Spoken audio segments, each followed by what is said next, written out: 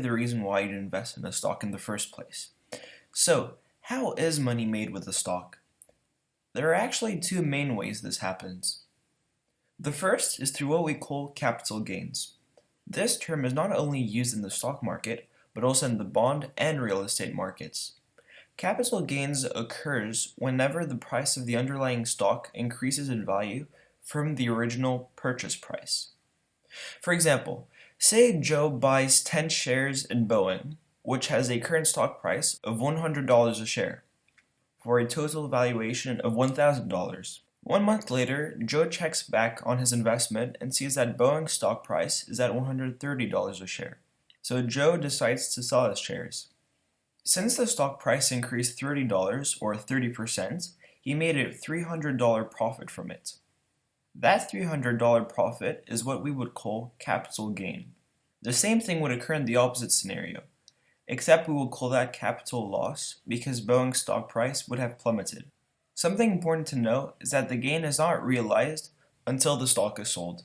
Like everything, when you incur capital gains, you have to pay what we call capital gains tax.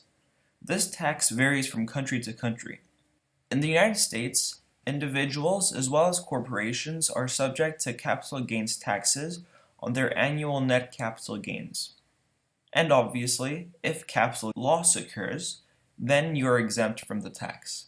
The second way of making money in the stock market is through dividends. Dividends are a little harder to understand, so we'll start from a definition. A dividend is an amount of a company's profits that the company pays to people who own stock in the company. So a dividend occurs when a company distributes a portion of its earnings. This process is decided by its board of directors.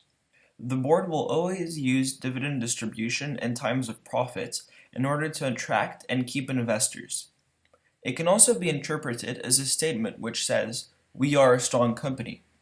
The dividend is often called the DPS, or dividend per share. It can also be quoted in terms of percentage, so dividend yield. In many cases, the more stable the company is, the more dividends it will offer in order to counteract its low price action movement. So basically, how much it moves up or down. On the other hand, a high growth company will rarely distribute dividends so the capital can be reinvested in the company to continue its high growth. Let's take an example. Say Joe is in search of another investment after a successful Boeing venture. A friend who's an investment banker gives him two picks, AT&T or Facebook. AT&T offers what we would call a fat 6% dividend yield, while Facebook doesn't offer anything. On the other hand, Facebook is projected to increase 30% in the coming year, while AT&T's projections say it will remain at the same price. Joe faces a tough decision. It seems as an obvious one, but when looking into it, it becomes harder. Facebook's projections say it will increase 30%, but those are only projections. Nothing is for sure.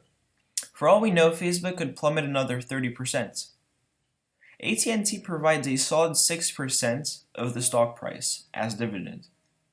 In this case, what is believed in the investment community is that an older person should invest in the more secure investment, while a younger person has the time to risk the capital and take the chance. Either way, both capital gains and dividends depend on the fortune of the company. Dividends as a result of the company's earnings, and capital gains on the investor demand for the stock. So this concludes the lecture of how money is made with the stock.